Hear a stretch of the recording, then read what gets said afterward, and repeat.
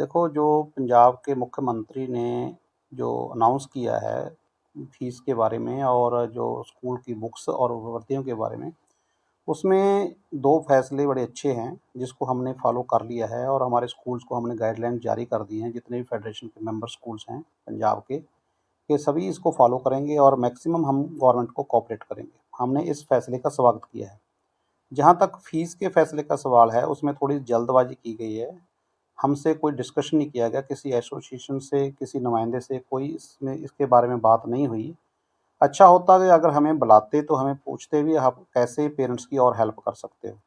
शायद उनको किसी अधिकारी ने ये नहीं बताया भी जो फ़ीस थी वो पिछले 2 सेशन से स्कूलों ने नहीं बढ़ाई। कोरोना काल के दौरान इवन उसके उल्ट है जो 85% जो फ़ीस ही ली है स्कूल्स ने। सो ऐसे दौर में जहाँ 2 साल के बाद जब तीसरा साल शुरू हुआ है, अब फ़ीस की बढ़ोतरी होनी थी, वो हम 8% हमें अलाउ किया गया है। पंजाब में एक फ़ीस रेगुलेटरी एक्ट बना था 2016 में, जिसके तहत स्कूल है जो 8% तक की बढ़ोतरी कर सकते हैं।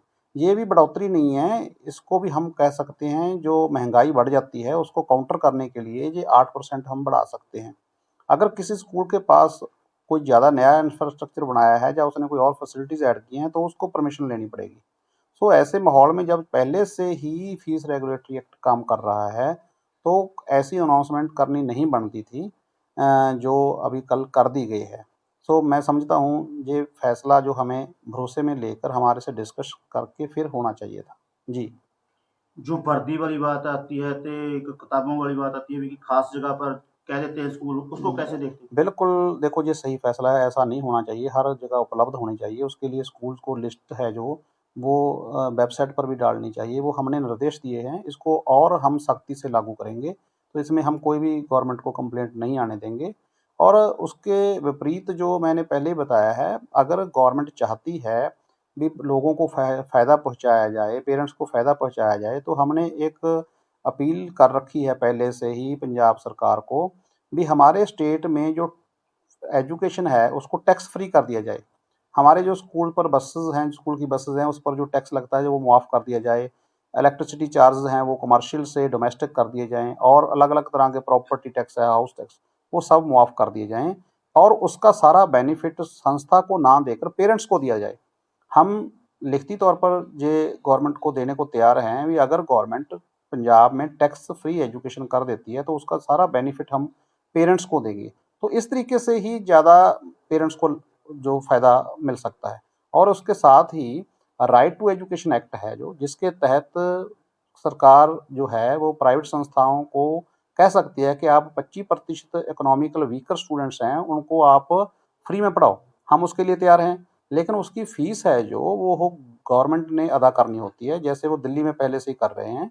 दिल्ली में राइट टू एजुकेशन के तहत जो कमज़ोर आर्थिक तौर पर कमज़ोर विद्यार्थी हैं, उनको स्कूलों में प्राइवेट संस्थानों में फ्री पढ़ाया जा रहा है। उसके जो 2600 के करीब जो रुपए पर मंथ है जो, वो स्कूल्स को दिए जा रहे हैं। तो अगर सरकार असल में चाहती है भी जो फ़ायदा है वो पेरेंट्स को मिले, तो ऐसी पॉलिसी लानी चाहिए जिसका जो फ़ायदा पेरेंट्स को रियल में मिल सके। जो अभी अनाउंसमेंट हुई है इससे क्या होगा, इसमें कॉन्फ्लिक्ट पैदा हो जाएगा। पहले 2 साल कांग्रेस सरकार में पेरेंट्स और स्कूल मैनेजमेंट के विचकार टकराव का माहौल पैदा हो गया था। अब इस ऐसी अनाउंसमेंट से फिर से वही पोजीशन हो जाएगी क्योंकि स्कूल वाले मानते हैं कि हमने 2 साल से 3 साल से कोई बढ़ोतरी नहीं की है, महँगाई इतनी बढ़ गई है, डीज़ल 64 रुपए से ₹100 तक पहुँच गया है, हर एक मटीरियल महँगा हो गया है, तो सैलरीज़ बढ़ रही हैं, इंक्रीमेंट बढ़ रहे हैं। तो ऐसे माहौल में ऐसा ऐलान नहीं होना चाहिए था। हम इसके लिए जल्द ही भगवंत मान जी से मिल रहे हैं, जो हमारे मुख्यमंत्री हैं। मुझे पूरी उनसे अपेक्षा है कि वो इसको ठीक सुनवाई करेंगे और पेरेंट्स के हक में और संस्थाओं के हक में फैसला देंगे। गिनती की बात की जाए पंजाब में कुल कुल कितने प्राइवेट स्कूल हैं? देखिए, पंजाब में 3-4 तरह के स्कूल हैं। एक तो सीबीएसई स्कूल हैं, लगभग 1500 स्कूल हैं जो वो सीबीएसई से एफ़िलिएटेड हैं। 5400 के करीब हैं जो पंजाब स्कूल एजुकेशन बोर्ड से हैं और कुछ 1500 से लेकर 2300 तक की गिनती है जो एसोसिएटेड स्कूल्स की है। लगभग कह सकते हैं पंजाब में 9000 स्कूल हैं जिसमें पंजाब के कुल बच्चों का 55% बच्चे जो हैं वो प्राइवेट संस्थानों में पढ़ते हैं। देखिए, अब गवर्नमेंट खुद बोल रही है, कह रही है भी हम सरकारी संस्थाओं को प्राइवेट जैसी बनाएँगे। इसका मतलब ये तो है वो मानते हैं भी जहाँ पर क्वालिटी एजुकेशन है, जहाँ पर इंफ्रास्ट्रक्चर अच्छा है, जहाँ पर खेल सुविधाएँ अच्छी हैं, तो हर चीज़ अच्छी है, तो वो हमारे जैसा बनना चाहते हैं। लेकिन एक सरकारी स्कूल में जो बच्चा पढ़ रहा है, उस पर 5400 रुपीज़ सरकार का एक महीने का खर्च आ रहा है। तो जो हमारे प्राइवेट संस्थान हैं, इसमें से 80% जो स्कूल हैं, उनकी फ़ीस जो मंथली है, वो मैक्सिमम 1500 रुपए बनती है। 500 से शुरू होकर 1500 रुपए तक पंजाब के 80% स्कूल हैं, वो फ़ीस लेते हैं 1 महीने की। इतनी सस्ती एजुकेशन और इतनी क्वालिटी वाली एजुकेशन देश के किसी और हिस्से में नहीं है। जब दिल्ली की बात करते हैं जी, दिल्ली का मॉडल बिल्कुल डिफरेंट है।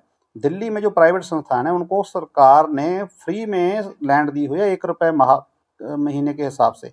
लेकिन पंजाब में बिल्कुल डिफरेंट माहौल है, जहाँ पर लोगों ने जो चैरिटेबल ऑर्गेनाइजेशन बनाई है, इकट्ठे होकर खुद ज़मीन जो है वो परचेज कर कर फिर संस्थान खड़े किए हैं।